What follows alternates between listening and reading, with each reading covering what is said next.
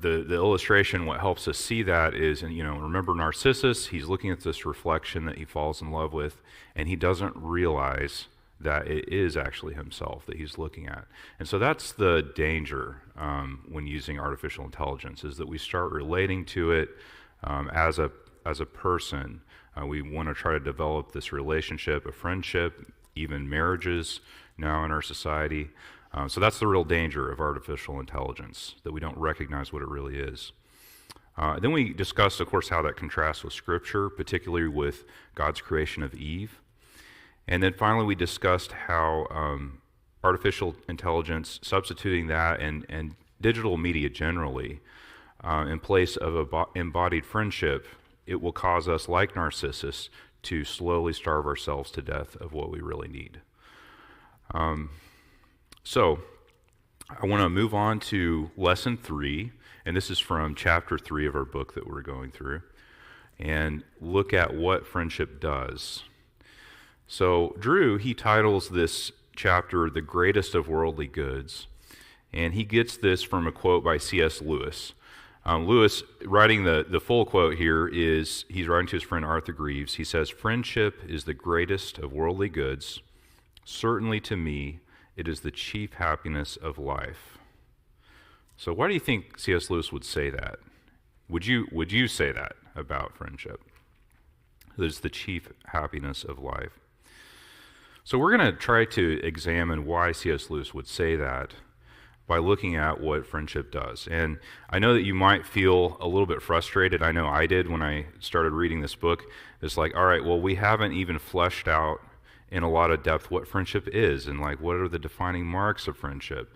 And we're talking about what friendship does first. Like, shouldn't we sort of like drill down on what it is first? Well, Drew he takes a backdoor approach. We're going to talk about what it does, and that's going to help show us a good way how we can define it. So, and I think that's a good way to approach it.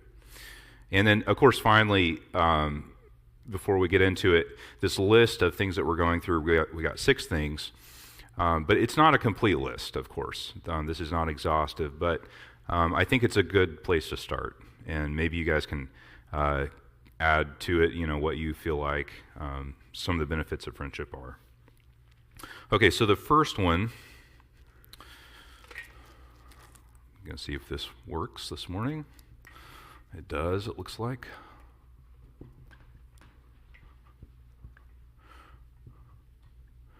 The first thing that friendship does is it doubles our joys. And we've already talked a little bit about this in lesson 1, and actually the first 2 things that benefits of friendship. And for the sake of our discussion this morning, we're going to use happiness and joy interchangeably. I don't think that they're the same thing, but we oftentimes use them in the same way in society. But what we're talking about is it's a deep and lasting delight and contentment. So, and again, I got another quote by C.S. Lewis here. He says, "Friendship causes perhaps half of all the happiness in the world." And you might question Lewis, like, well, all right, Lewis, what kind of study did you do to get that kind of a statistic that friendship is causing half of all the happiness in the world? Well, of course, he didn't get any statistical data. He's speaking in a general way. But there is, however, a contemporary Harvard professor named Arthur Brooks, and he's taken it upon himself to study this question of the key contributors to people's happiness in America in particular. So aside from genes and circumstances, or in other words, the things that we don't have any control over, he lists the biggest contributors to people's happiness. The 4 things are faith, family, meaningful work, and friends. And Drew notes in chapter 3 here that he would not have expected this. He would expect, particularly, maybe in the United States, to see a 6-figure income, a mansion on the beach, maybe international fame, or even something like hobbies. We Americans love our hobbies. But none of those make the list. Okay, so I want us to go to Scripture this morning. Let's go to Luke 15. If you have your Bibles, you can turn there with me. And we're not going to take the time to fully unpack this whole chapter, but I want us to look at these three parables that we find in Luke 15 that Jesus gives in response to the Pharisees. And they're looking down on his association with sinners. That's kind of the context here. And I'm sure they're familiar to you. The first one is the parable of the lost sheep. The second one is the parable of the lost coin. And the third one is the most famous parable, the parable of the prodigal son, or the two sons, parable of the two sons, I've heard it called too. And let's go to verses 5 through 7 in the first parable. What does the shepherd do when he finds his lost sheep? Verse 5, and when he has found it, he lays it on his shoulders, rejoicing. And when he comes home, he calls together his friends and his neighbors, saying to them, rejoice with me, for I have found my sheep that was lost. Just so, I tell you, there will be more joy in heaven over one sinner who repents than over 99 righteous persons who need no repentance. Okay, moving to the next parable, parable of the lost coin. So that's verses 9 and 10. And when she's found it, she calls together her friends and neighbors, saying, rejoice with me, for I have found the coin that I had lost. Just so, I tell you, there is joy before the angels of God over one sinner who repents.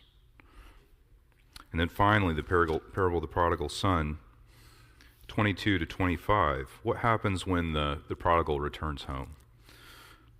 The father said to his servants, bring quickly the best robe and put it on him, and put a ring on his hand and shoes on his feet, and bring the fattened calf and kill it, and let us eat and celebrate. For this my son was dead and is alive again. He was lost and is found. And they began to celebrate.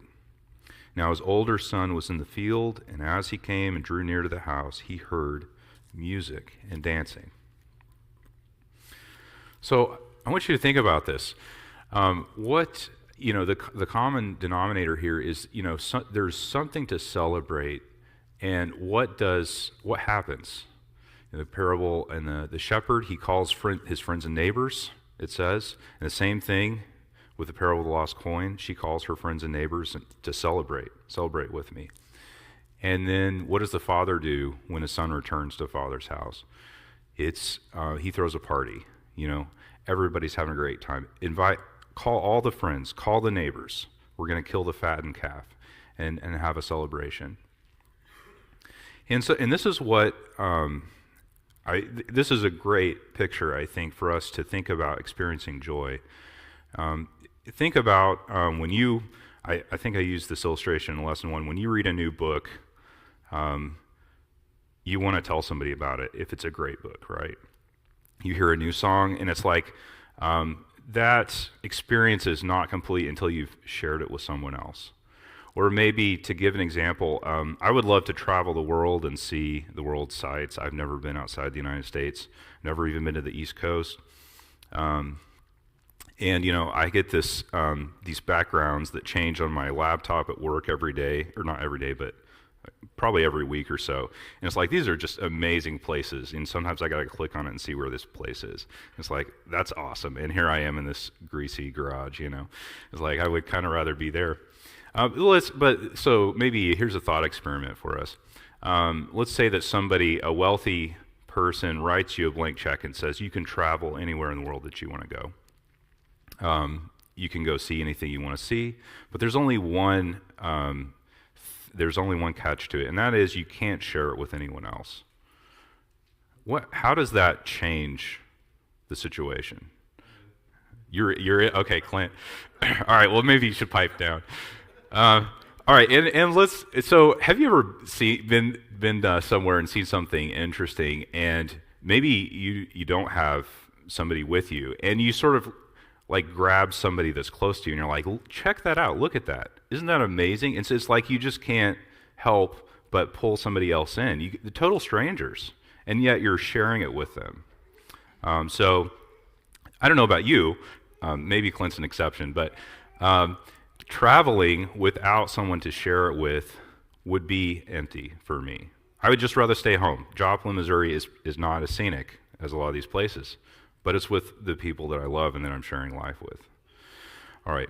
So Drew puts it in the book this way. He says, "A joy unshared is a joy unfulfilled, and a joy shared is a joy doubled." I think that's really good. And he also notes that this is why it hurts so much when a friend dies. So, of course, first, it hurts because we lose their presence in our life. But secondly, it hurts because we can no longer share our joys with them. And then on the other hand, as Christians, looking on the other side of that, this is one of the reasons that heaven is going to be an amazing place. It's because we're going to be reunited with all those that we've shared joys with. And the Lord Jesus makes it really clear in this passage in Luke that heaven is a place of celebration and joy with our friends. And also, the church reflects this too, right? We can experience some of this joy. It's imperfect because we still deal with separation, but we do have that joy. Okay, so I want to open up for discussion just on this first point, maybe. Why do you think shared joy is better? Why do you think that is? I think we all would agree that it is, but why is it?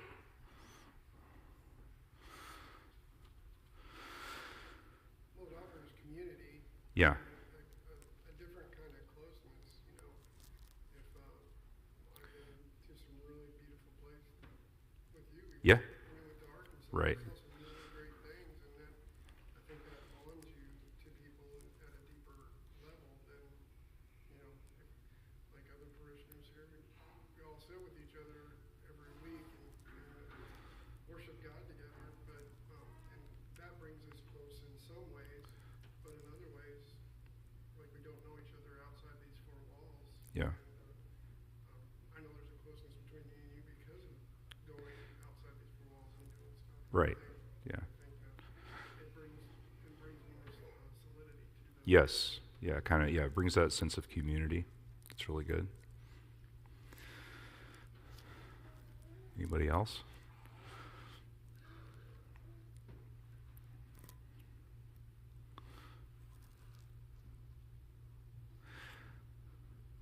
Thinking about, I think whatever it is that we're sharing, it can be appreciated more fully when we do share it. Because, like Jason is talking about, in community, we're having a conversation about whatever it is. And we're sort of, somebody else can see maybe an aspect of it that you hadn't thought of. And that's why a good book study, for example, we're doing a book study right now with the men, and I think the ladies are too. Whenever you're talking about something really amazing together, it's like, oh wow, I hadn't thought of that. Like there's another aspect of this I hadn't considered. So it sort of just makes whatever it is that you're looking at, that you're joyful about, it makes it more beautiful, right? And another reason I think is that what did our parents tell us when we were little kids, that it's more blessed to give than to receive, right? We maybe learned that lesson the hard way, but it's true, isn't it? Do you get more enjoyment at Christmas seeing your family open gifts that you got for them, or do you get more enjoyment opening a gift for yourself? Well, it's that giving. It's like it's sharing something. It's a blessing in and of itself. Blessing somebody else with that. Did you have something, Tyler? Okay, I'm sorry. I thought I saw you raise your hand. All right, so we're going to go on to the second one.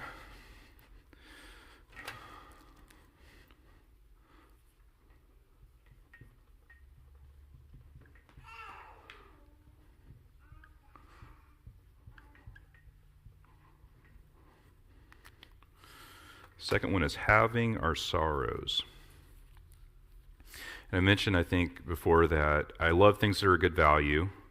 And, something that doubles my joy and halves my sorrow, that's the best value I can think of. But how is it that friends have our sorrows? Well, they do it two ways, through their presence and through their words. So we're going to start with presence.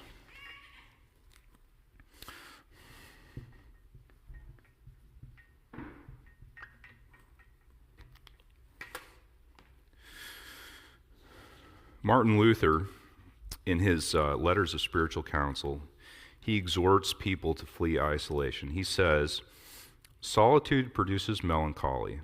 When we are alone, the worst and saddest things come to mind.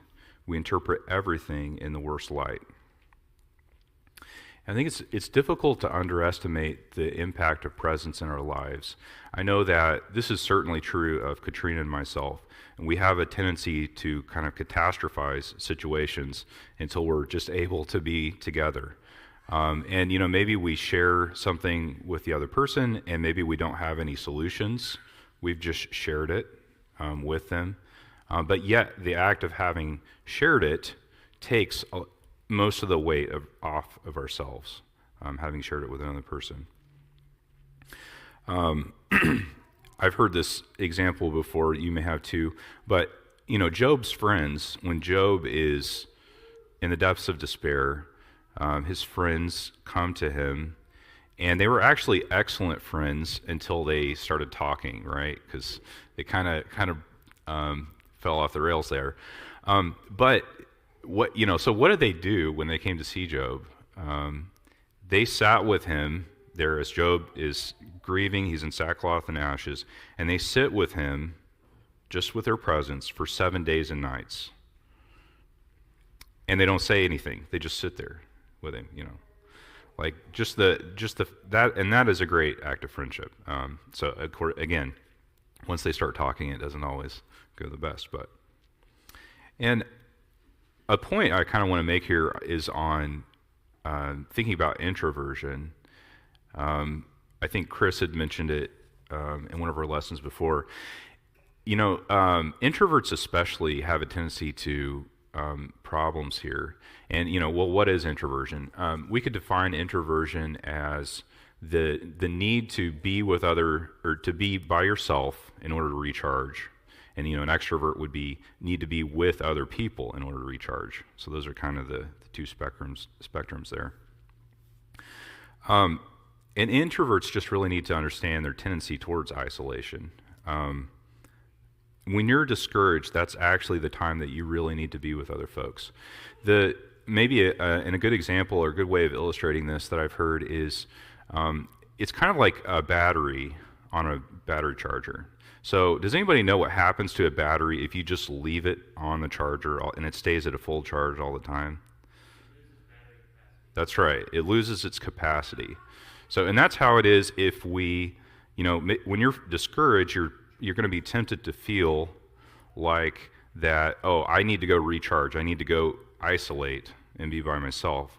But when you're doing that, you're losing your capacity. It's not helping you to recover. So a sign of discouragement is not a sign of a low charge. It's a sign that you do need to be with someone else to get through that discouragement. I hope that illustration helps. Drew puts it in the book. He says, being present with someone is just so important, and he likens it to a candle shining in the darkness. So again, think about Job's friends, just being there. You don't necessarily have to say anything, but being present with them. Okay, so in the second one,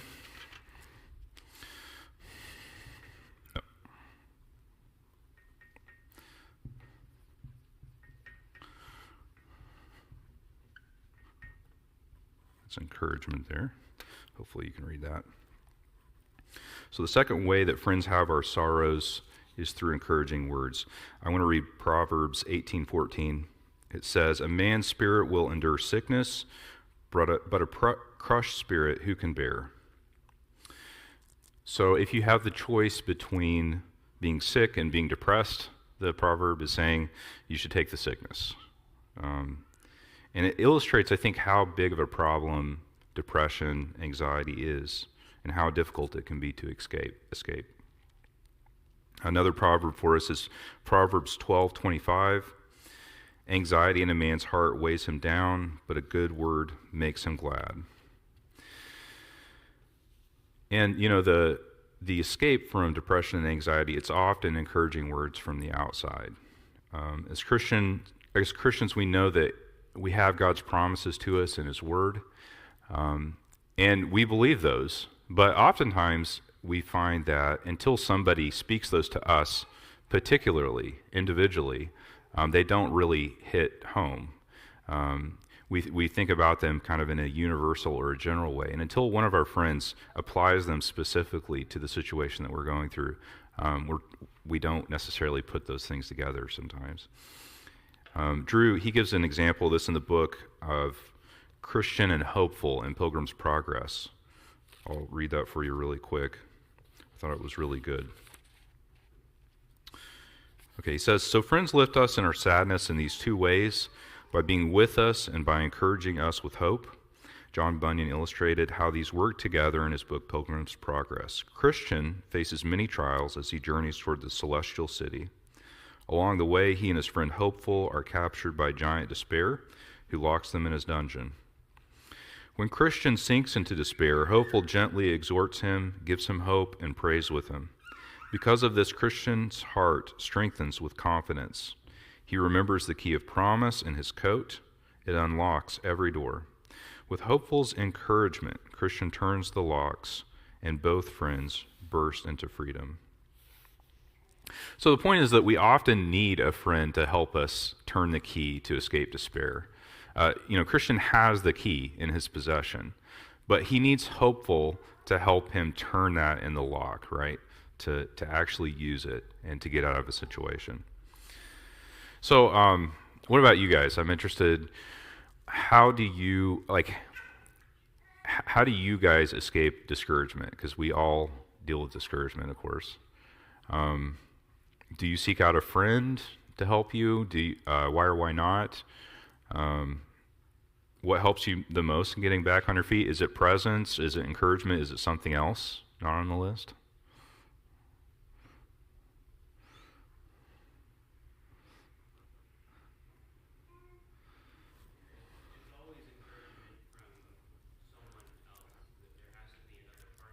Yeah.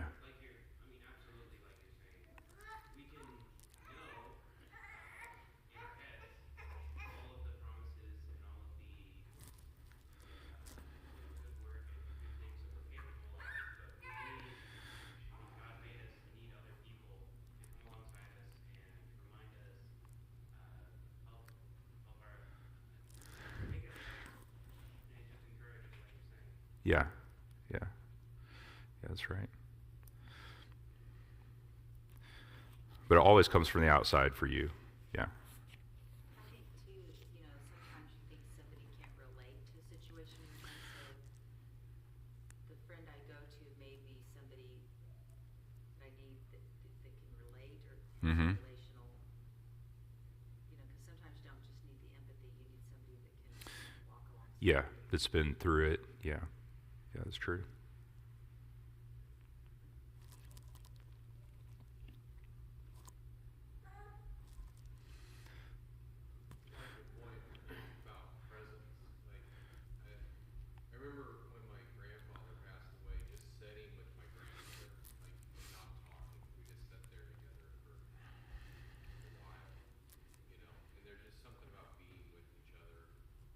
Mm-hmm.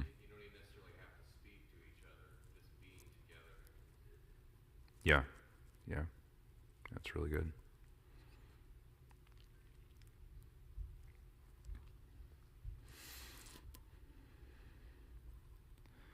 Okay, well, we can move on. Our third one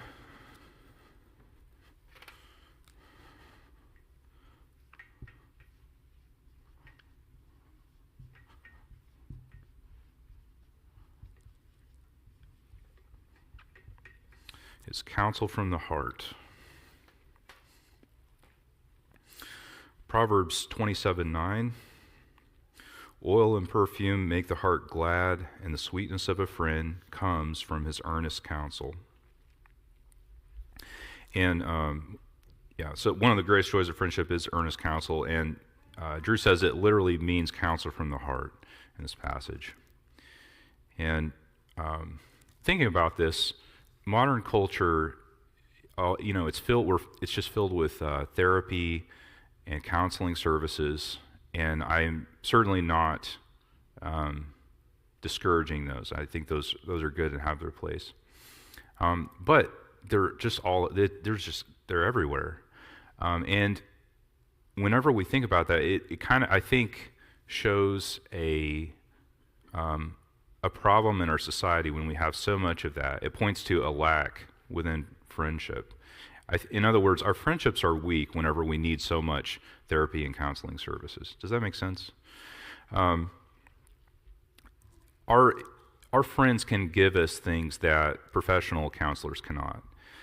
And what are those things? Well, Drew, he says they have personal knowledge and they have proven love. And those are things that only your friends have. The professional doesn't necessarily have those things. So by personal knowledge, he says, friends know us better than anyone else, often better than we even know ourselves. They know how we think, what we value, how we respond to conflict, how we handle suffering. They know what we love, what we hate. And secondly, proven love. Our counselor, or a therapist, they're in it, to get a paycheck at the end of the day. They do care about us, but it is a transactional relationship, at least on some level. But our friends are personally invested in us. Our problems are their problems. Whenever we make a bad decision, it affects them. And they do this because of their love for us, right? They're invested in us. But in other words, our future and their future are both tied up together. So anyway, that's something that friendship is providing that is really beautiful. And then, of course, sometimes we need someone to help us think things through, to give us counsel, to sort of bounce ideas off of and tell us if that's crazy or not. I don't know how many times Katrina and I have done this. A lot. We probably do this every single day. It's like, well, does this make sense? What do you think about this? And so let's pause there and we can open up for discussion again. How likely are you guys to ask advice from your friends? Is that something at all? Do you tend to try to get feedback? Yeah, what kind of advice and who the friend is. Yeah, sure. It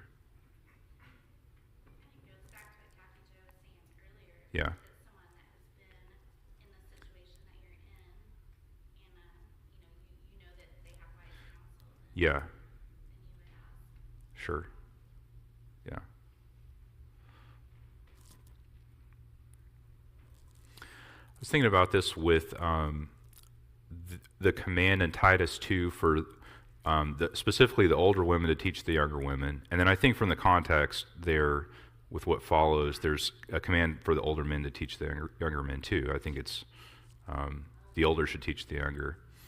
And I feel like it's hard to do this. And maybe some of it is just how our society is structured. But we tend to seek out friends within our own age group. And we don't look for friends necessarily that are older and younger. And oftentimes what that does is it just kind of silos us in this group here. And what is the mechanism that helps us to have kind of this passing of generational wisdom? Do you guys know what I'm talking about? This is kind of hard to do. And there's difficulties on both sides. Maybe the younger people, they're like, I don't really know or have any close relationships with somebody older than me. Maybe I'm hesitant to ask a question because it would look like I'm not very well put together. I'd have to admit that I don't know some things, and that's kind of hard for young people to do sometimes. And then on the other side, I think older folks oftentimes have this kind of view of like, oh, well, I can't really give somebody advice if I'm not like a guru. You're kind of looking at this older women instructing younger women in Titus. She's this guru. She's got it all figured out, and she's just passing on this wisdom. And but at least for myself, I'm not a guru, and every stage of my life that I've gone through, I'm just trying to figure it out too. I've learned some hard lessons, and I have some things that the Lord has taught me that I could pass on, even if I don't necessarily have this phase of my life figured out yet, and if I don't know the answers to all the questions. So I think there's difficulties on both sides of this, but I'm thinking about friendship in particular as sort of a vehicle or a mechanism to help us work through that. Does that make sense to everybody? Does anybody have any more thoughts on that?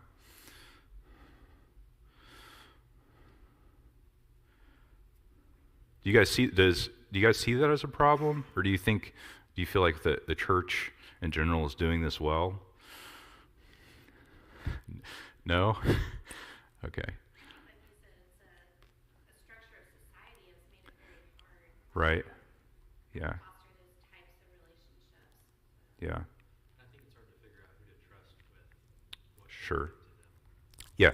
Going back to trust, that's the bedrock of friendship. And if you don't have someone that you can trust, then yeah, you're just going to have to hold on to it. Yeah.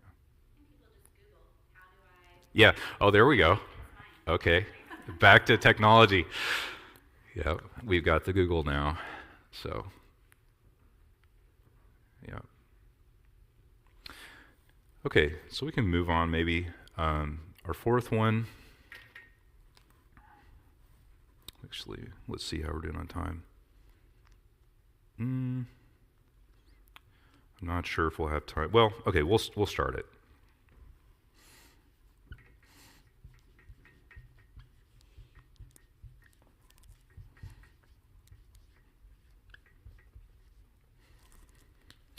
Changing the world.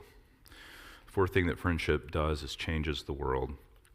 And you might think that's just kind of like a banal statement, like, of course, friendship changes the world. Everything that happens changes the world. And that's just kind of a general statement. So what do we mean by that? Well, friendship strengthens our good resolves. This is a type of encouragement, but it's not necessarily the same type of encouragement that we talked about with having our sorrows. Oftentimes we aren't necessarily discouraged, but we're uncertain, we're apathetic, we're distracted, we're lacking direction or resolution, and we need someone to come along and sort of give us a push in the right direction towards action. So I'll give you an example of this that had a big impact on me. Katrina and I, some of you probably know, we bought an old house. We sort of fell in love with old houses, and we got the disease, and we decided to buy one 12 years ago now, I think it was. And so we bought this house knowing that it had a lot of major issues, and we got a really, really good deal on it, but we got a good deal on it because, of course, it had some major problems. And one of the biggest problems was it needed a foundation. It needed a foundation under about 80% of the house. And, you sort of have to count the cost when you're buying a house that needs a new foundation under, because that's a very major repair that you have to do. You have to slide an I-beam under the house, pick it up, take the old foundation out, dig a new footing, pour the footing, rebuild the foundation, and set the house back down. And your plumbing's got to all stay hooked up, and anyway. So it was a pretty massive undertaking. But so we buy the house knowing that it needs this, and so I get, I think I got like 3 quotes or something from different masons and people if I remember right, one person wouldn't even do it. So I get these quotes, and I'm sitting at the lunch table with a friend, a close friend of mine, and I'm kind of going through this. I'm telling him, all right, so we've got, this guy, he wants, I don't even remember how much it was now, $20,000 or $30,000, to do whatever, and this is what we're looking at on materials, and this is kind of the time frame. And he says, and I don't really know what to do. I'm just trying to figure it out. And he says, well, why don't you do it? I was like, well, really? You think I can do this? He's like, oh yeah, you'll be fine. I know you can do that. And so was like, all right, well, this guy, he knew my skill level. We had done some construction projects together, and so I was like, all right, well, if he's confident that I can do this, then I guess I'll do it. And so we did. Katrina and I, we raised the house up. We rented an I-beam from some house movers, and we put a foundation under it. But the point is that I never would have attempted it if somebody hadn't given me the push. I would have kind of nibbled around the edges and tried to figure out maybe things that I could do, and then I would have depended on somebody else. But because somebody gave me that shove, I did it, and I learned a lot, and we saved a lot of money, and we're better off for it. So the point is that friends change the trajectory of our life, and this has an effect not only on us but those around us, in all kinds of situations that we find ourselves in. There's a really good example in the book, and probably many of you are familiar with this. And it's a little bit lengthy, but I think it's really good, so I want to read it to you. Drew says, J.R.R. Tolkien emphasized this theme, and that is, changing the world through friendship, in The Lord of the Rings. Someone needs to carry the ring to the fires of Mordor. Frodo carries the ring, but he only accomplishes the mission because of his friends. In the middle of the journey, when one companion tries to steal the ring, Frodo abandons the fellowship. He no longer feels safe. But his closest friend, Sam, will not let him get away. As Frodo slips off across the river, Sam goes in after him. Frodo rejects his efforts at first. I'm going to Mordor, but Sam replies, of course you are, and I'm coming with you. At that moment, Sam knows better than Frodo what Frodo really needs. Frodo thanks him soon enough. So all my plan is spoiled. It is no good trying to escape you. But I'm glad, Sam. I cannot tell you how glad. Come along. The two eventually finish the mission and save Middle-earth. Without friendship, the ring never would have been made, and Middle-earth would have... Without friendship, the ring never would have made it, and Middle-earth would have been destroyed. Actually, we never would have imagined Middle-earth in the first place, because without friendship, Tolkien never would have finished writing the story. He said that it was only C.S. Lewis's steady encouragement that kept him writing. Perhaps this is why the theme of friendship stands out so prominently in the story. In Tolkien's day, authors only produced fairy stories, as they were called, for children, not adults. But Tolkien wrote for adults too. He eventually wrote The Lord of the Rings, but it was only because of his relationship with Lewis. 2 years after Lewis died, Tolkien reflected on Lewis's role in his life. The unpayable debt that I owed to him was not influence, as it is ordinarily understood, but sheer encouragement. He was for long my only audience. Only from him did I ever get the idea that my stuff could be more than a private hobby. But for his interest and unceasing eagerness for more, I should never have brought The Lord of the Rings to a conclusion. Lewis and Tolkien experienced true friendship.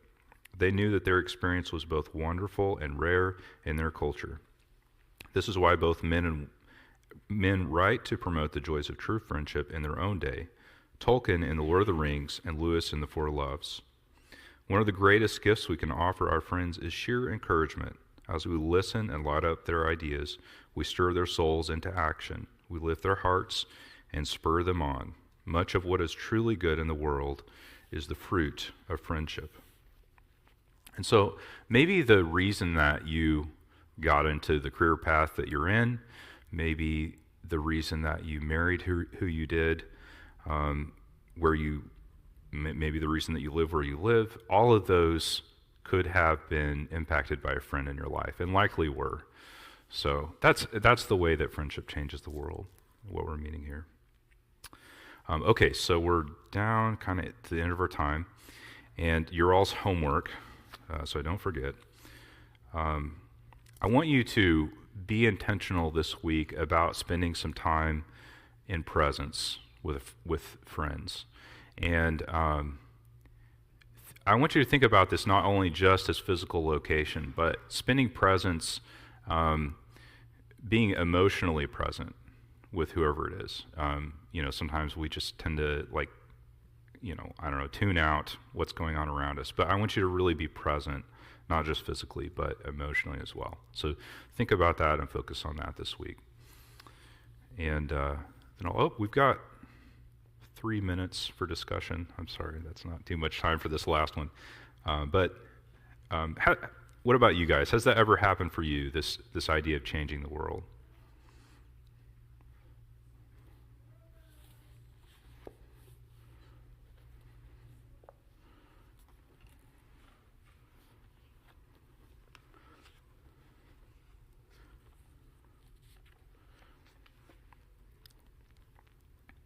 Definitely for me.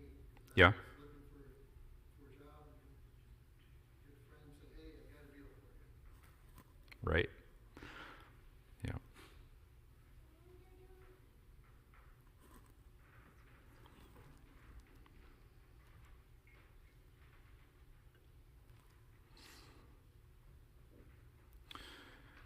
All right. If there's no one else, I'll try not to go over so we can go ahead and close. Paul, would you mind praying us out? Yep. Father, thank you for this time to be together to discuss friendship. Thank you for the friendship and family in this church. I pray for the service coming up, that you be with us and that you bless it. And we thank you for this day. In Jesus' name we pray. Amen. Amen. Thank you guys for your attention.